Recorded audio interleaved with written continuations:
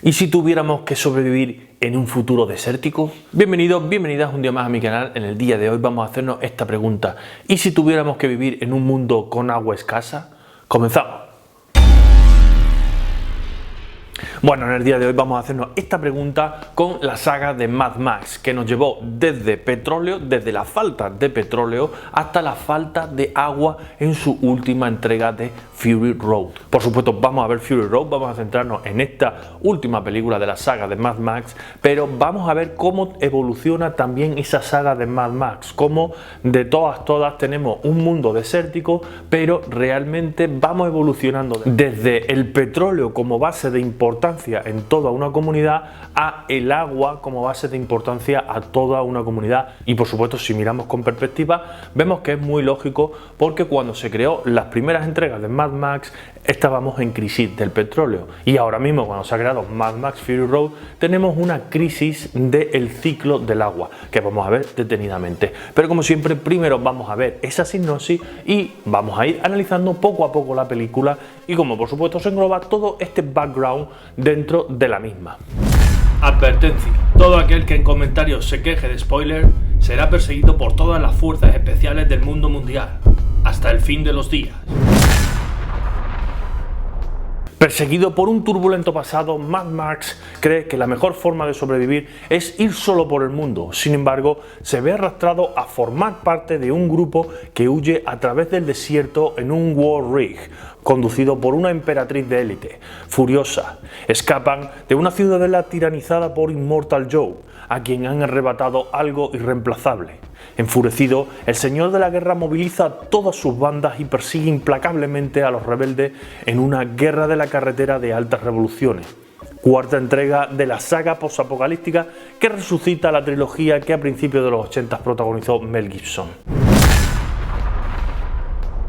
Vamos a meternos ahora dentro de estos datos técnicos, pero antes hay que mencionar una cosa, y es que esta cuarta entrega no supera solo a la tercera, sino que, en mi opinión, supera a las anteriores. Y no porque sean malas las anteriores, por supuesto, porque son buenísimas, sino por la perspectiva de esta película con respecto a las otras, es decir, en la evolución en sí misma que antes hemos comentado del petróleo, y por supuesto es un ejercicio impecable de remontar una tercera entrega que era bastante dudosa, por decirlo de alguna manera, entre tú y yo, pero muy mejorable, como hemos visto. La película tiene una crítica muy buena, coincidiendo todos casi por unanimidad, y el público la coloca en un 7,1 y me parece poco, debido a que no deja de ser una trepidante historia casi sin descanso entre bloque y bloque de acción. En cuanto al aspecto técnico del film, vemos que está todo muy bien cuidado: el estudio de personajes, el diseño de producción y por supuesto el guión, que en mi opinión es el aspecto menos cuidado, pero no deja de ser correcto y muy bien llevado, lo que me lleva a elogiar la dirección una vez más de George Miller en esta saga. Por último, destacar en la línea de la que hemos empezado este análisis técnico que no estaba muy seguro, o yo al menos no estaba muy seguro de querer otra entrega de Mad Max, pero desde luego al verla sí que nos quedamos seguros y sí que realmente superó las anteriores, o más bien igualó a las anteriores, no siendo una secuela o una película más en lo que es la saga, como por ejemplo sí fue la tercera parte, como antes hemos dicho, que en realidad no tengo nada en contra de ella, pero obviamente flojeo mucho con respecto a las dos anteriores. Un trabajo muy concienzudo, muy bueno, muy meticuloso para subir los niveles del estándar de la saga y por supuesto superar o redimirse de alguna manera de esa película, de esa tercera película de la Cúpula del Trueno. Hacemos un alto antes de seguir a los puntos destacados, a los puntos de interés. Como digo siempre, like, que ayuda muchísimo, suscribiros, campanita y comentadme aquí qué os parece Fury Road, qué os parecen las películas de Mad Max, cuál es la película que más os gusta de esta saga de Mad Max y por supuesto la pregunta que siempre hay que hacerse: ¿qué te parece esa tercera película más allá de la Cúpula del Trueno? Cualquier cosa aquí en la caja de comentarios y ahora sí, continuamos.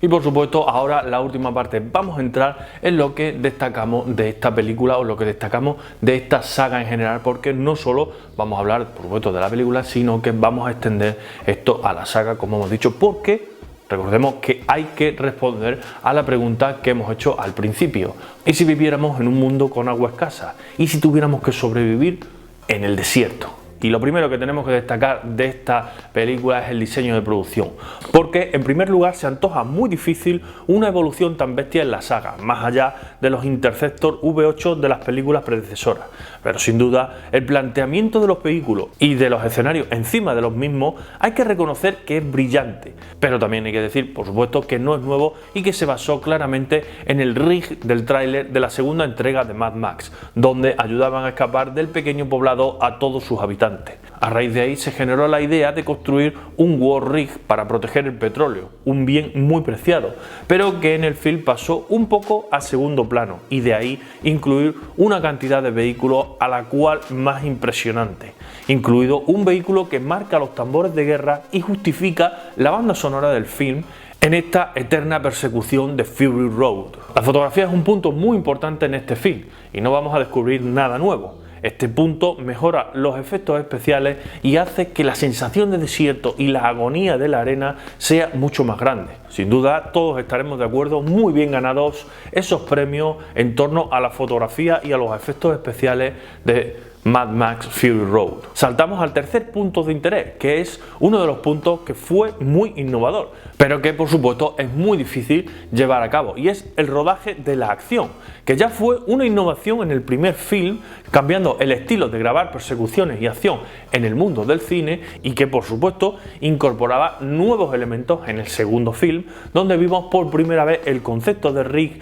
o de tráiler escenario, en los que se desarrollaban muchas acciones con respecto al film. De hecho, la última parte con respecto al film y la acción derivada de lo que sería la persecución de ese tráiler. Todo esto llevó a esa forma de rodar de este último film y a ese diseño de producción que engullía por completo todo el film, para planificar y sacar adelante una cantidad exagerada de cortes que tiene la película, tanto de rodaje en exterior, en plena acción y con estos escenarios, con estos vehículos escenarios, como en interior, en estudio, añadiendo planos especiales y efectos visuales especiales. Y en el último punto, por supuesto, vamos a responder a la pregunta que nos hemos hecho al principio del vídeo: ¿y si tuviéramos que vivir en un mundo escaso de agua? En este caso vemos, como hemos ido diciendo, que esta pregunta es la evolución de la saga de Mad Max. Es decir, desde un mundo en el que el petróleo es escaso realmente por la crisis real que había de petróleo, de lo que sería la generación de petróleo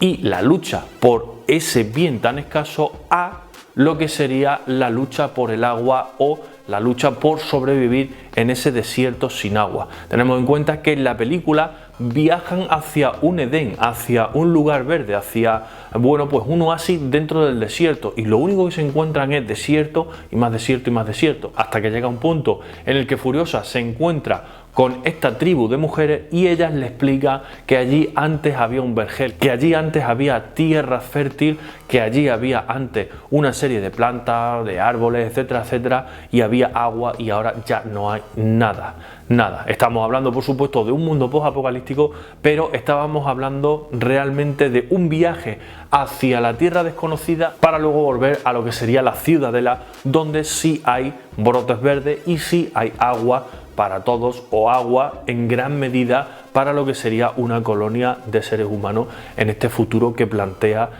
Mad Max. En esta línea, por supuesto, vemos que hay una máxima: si tenemos un futuro post-apocalíptico en el que el ciclo del agua es alterado y en el que nosotros tenemos que vivir en un desierto, lo más lógico es quedarse en el punto donde haya agua y, por supuesto, amoldarlo a lo que serían los tiempos que allí corren. Estamos viendo cómo es lógico no solo la persecución, no solo ese modo de ver metafóricamente la vida de el viaje para luego la vuelta, sino también de desbancar a Immortal Joe, en este caso desbancar al tirano y desbancar esas tiranías y esas injusticias que realmente hacen que la población sea oprimida de algún modo. Y en este caso, por supuesto, no iba a ser diferente, porque vemos una ciudadela en la que todo lo tiene controlado Immortal Joe y en la que, digamos, bueno, pues la escoria es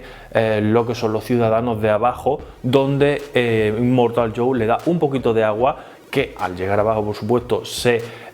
mancha por completo, bueno, en fin, una serie de cosas, y por supuesto los tiene enganchados a ese chorro de agua diario que obviamente es esencial para que sobreviva el ser humano. Uno de los puntos interesantes dentro de este Mad Max, creo que esa turbina o esa generación de agua viene, por supuesto, de manantiales subterráneos, y creo que eso podría formar un río. De hecho, creo que podría ser perfectamente, bueno, pues el nacimiento de un río, y lo que es Immortal Joe pues lo tiene, digamos que vetado, y no hace el recorrido del río, por tanto no hace el ciclo del agua. Y en este caso no sé si habrá continuación, lo que sí sabemos que hay un spin-off de Furiosa, pero no sé si en la continuación veremos ese río o veremos una mejora con respecto a ese futuro post-apocalíptico de Mad Max en otra aventura o lo que sea. Pero sería interesante indagar un poquito más en ese background, en esa trama, en ese entorno de lo que es Mad Max, en detrimento de lo que sería la acción completa en los vehículos,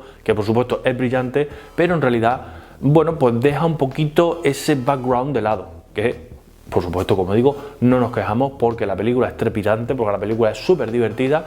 Pero bueno, en fin, esta es la pregunta que traemos, esta es la pregunta que hemos rebuscado dentro de esta saga, y es la pregunta que tenemos que hacer, y es a lo que tenemos que darle vuelta y especular en este sentido. Y hasta aquí el vídeo de hoy. Muchas gracias por llegar hasta aquí. Recordad, like, que es muy importante, suscribiros, campanita, redes sociales. Nos vemos en los siguientes vídeos. ¡Chao!